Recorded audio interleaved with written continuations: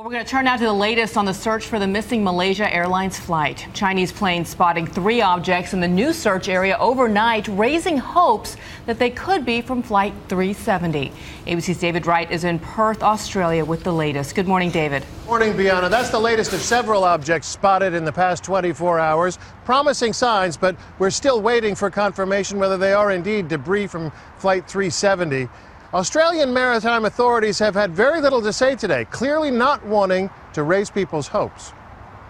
Today, a Chinese search plane reported spotting 3 brightly colored objects. The colors red, white, and orange. Out on the open water, cautious optimism among the searchers because of objects like this one spotted by some of the planes.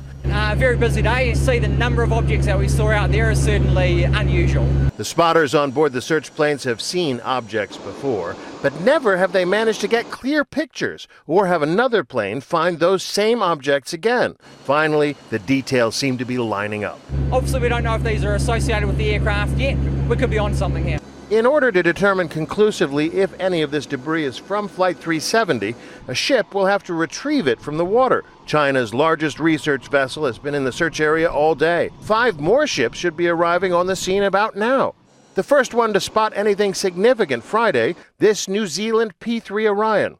On Friday, half the planes over the search grid spotted debris of some sort, the most promising day yet.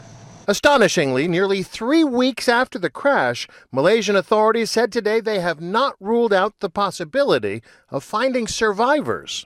No matter how remote, hope against hope, please, we will continue to find survivors. The search area now focused on a previously unsearched stretch of sea the size of Virginia, nearly 700 miles away from the location of those satellite photos they chased for most of the week. Is it out there? We may know soon, but getting it back won't be easy. It's in a very rough part of the ocean.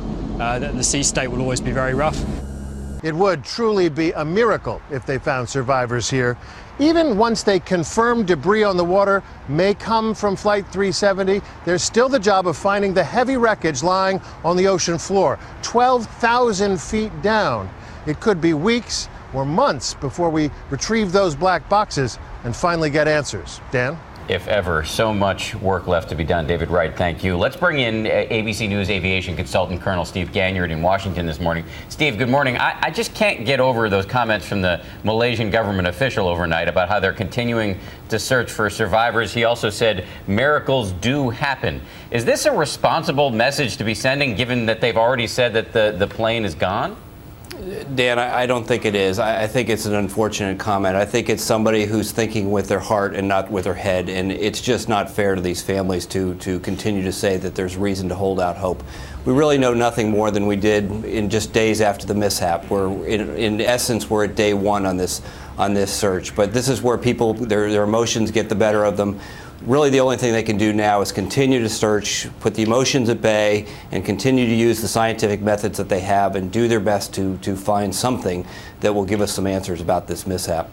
Steve Ganyard, we appreciate your analysis once again this morning and throughout this coverage. We do appreciate it. Thank you.